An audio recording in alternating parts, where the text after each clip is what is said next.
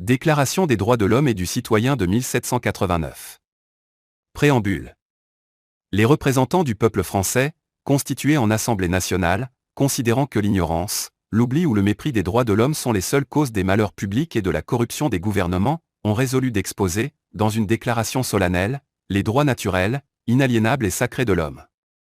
Declaration of the Rights of Man and Citizen, 1789. Introduction. The representatives of the French people, organized in National Assembly, considering that ignorance, forgetfulness, or contempt of the rights of man, are the sole causes of the public miseries and of the corruption of governments, have resolved to set forth in a solemn declaration the natural, inalienable, and sacred rights of man. Afin que cette déclaration, constamment présente à tous les membres du corps social, leur rappelle sans cesse leurs droits et leurs devoirs. In order that this declaration, being ever present to all the members of the social body, may unceasingly remind them of their rights and their duties. Afin que les actes du pouvoir législatif, et ceux du pouvoir exécutif, pouvant être à chaque instant comparés avec le but de toute institution politique, en soient plus respectés. In order that the acts of the legislative power, and those of the executive power may be each moment compared with the aim of every political institution, and thereby may be more respected. Afin que les réclamations des citoyens, fondées désormais sur des principes simples et incontestables, tournent toujours au maintien de la Constitution et au bonheur de tous. And in order that the demands of the citizens, grounded henceforth upon simple and incontestable principles, may always take the direction of maintaining the Constitution, and the welfare of all. En conséquence, l'Assemblée nationale reconnaît et déclare, en présence et sous les auspices de l'être suprême, les droits suivants de l'homme et du citoyen. In consequence, the National Assembly recognizes and declares, in the presence and under the auspices of the Supreme Being, the following rights of man and citizen. Article 1er. Les hommes naissent et demeurent libres et égaux en droit. Les distinctions sociales ne peuvent être fondées que sur l'utilité commune. Article 1. Men are born and remain free and equal in rights. Social distinctions can be based only upon public utility. Article 2. Le but de toute association politique est la conservation des droits naturels et imprescriptibles de l'homme. Ces droits sont la liberté, la propriété, la sûreté et la résistance à l'oppression. Article 2. The aim of every political association is the preservation of the natural and imprescriptible rights of man. These rights are liberty, property, security, and resistance to oppression. Article 3. Le principe de toute souveraineté réside essentiellement dans la nation. Nul corps, nul individu ne peut exercer d'autorité qui n'en émane expressément. Article 3. The source of all sovereignty is essentially in the nation. No body, no individual can exercise authority that does not proceed from it in plain terms. Article 4. La liberté consiste à pouvoir faire tout ce qui ne nuit pas à autrui, ainsi, l'exercice des droits naturels de chaque homme n'a de borne que celle qui assure aux autres membres de la société la jouissance de ces mêmes droits. Ces bornes ne peuvent être déterminées que par la loi. Article 4.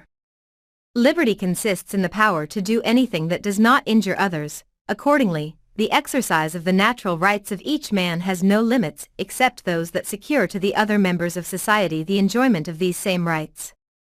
These limits can be determined only by law. Article 5. La loi n'a le droit de défendre que les actions nuisibles à la société. Tout ce qui n'est pas défendu par la loi ne peut être empêché, et nul ne peut être contraint à faire ce qu'elle n'ordonne pas. Article 5. The law has the right to forbid only such actions as are injurious to society. Nothing can be forbidden that is not interdicted by the law, and no one can be constrained to do that which it does not order. Article 6. La loi est l'expression de la volonté générale. Tous les citoyens ont droit de concourir personnellement, ou par leurs représentants, à sa formation. Elle doit être la même pour tous, soit qu'elle protège, soit qu'elle punisse. Tous les citoyens étant égaux à ses yeux sont également admissibles à toute dignité, place et emploi public, selon leurs capacités, et sans autre distinction que celle de leur vertu et de leur talent.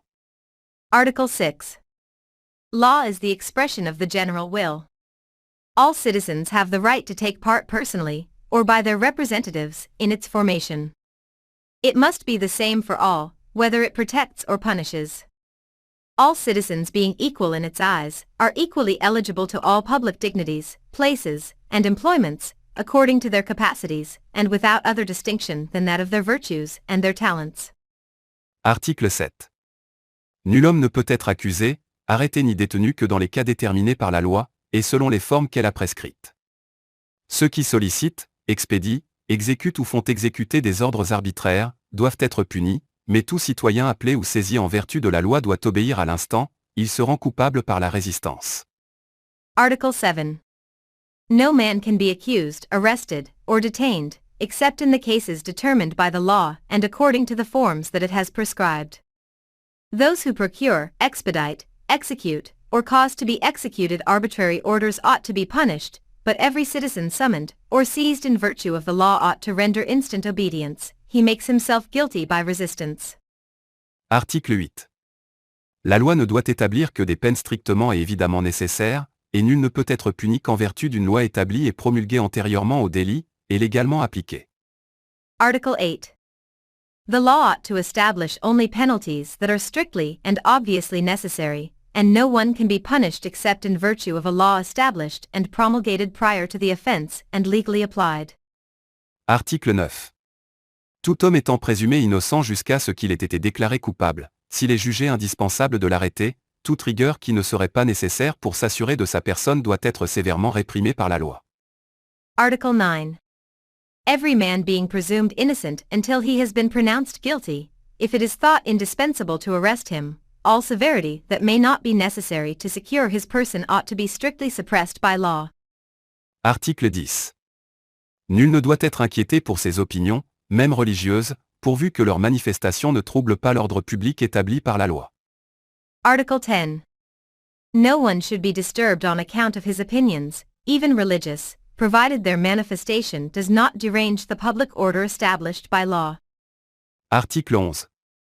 La libre communication des pensées et des opinions est un des droits les plus précieux de l'homme, tout citoyen peut donc parler, écrire, imprimer librement, sauf à répondre de l'abus de cette liberté dans les cas déterminés par la loi. Article 11. The free communication of ideas and opinions is one of the most precious of the rights of man. Every citizen then can freely speak, write, and print, subject to responsibility for the abuse of this freedom in the cases determined by law. Article 12. La garantie des droits de l'homme et du citoyen nécessite une force publique, cette force est donc instituée pour l'avantage de tous, et non pour l'utilité particulière de ceux auxquels elle est confiée. Article 12.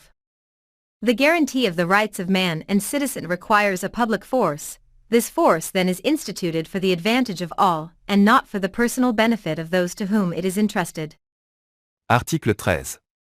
Pour l'entretien de la force publique, et pour les dépenses d'administration, une contribution commune est indispensable. Elle doit être également répartie entre tous les citoyens, en raison de leurs facultés. Article 13. For the maintenance of the public force, and for the expenses of administration a general tax is indispensable. It ought to be equally apportioned among all the citizens according to their means. Article 14. Tous les citoyens ont le droit de constater, par eux-mêmes ou par leurs représentants, la nécessité de la contribution publique, de la consentir librement, d'en suivre l'emploi, et d'en déterminer la quotité, l'assiette, le recouvrement et la durée. Article 14. All the citizens have the right to ascertain, by themselves or by their representatives, the necessity of the public tax, to consent to it freely, to follow the employment of it, and to determine the quota, the assessment, the collection, and the duration of it. Article 15. La société a le droit de demander compte à tout agent public de son administration. Article 15. Society has the right to call for an account of his administration from every public agent. Article 16. Toute société dans laquelle la garantie des droits n'est pas assurée, ni la séparation des pouvoirs déterminée, n'a point de constitution. Article 16. Any society in which the guarantee of the rights is not secured, or the separation of powers not determined, has no constitution at all. Article 17. La propriété étant un droit inviolable et sacré, nul ne peut en être privé, si ce n'est lorsque la nécessité publique, légalement constatée, l'exige évidemment, et sous la condition d'une juste et préalable indemnité. Article 17. Property being a sacred and inviolable right, no one can be deprived of it, unless a legally established public necessity evidently demands it, under the condition of a just and prior indemnity.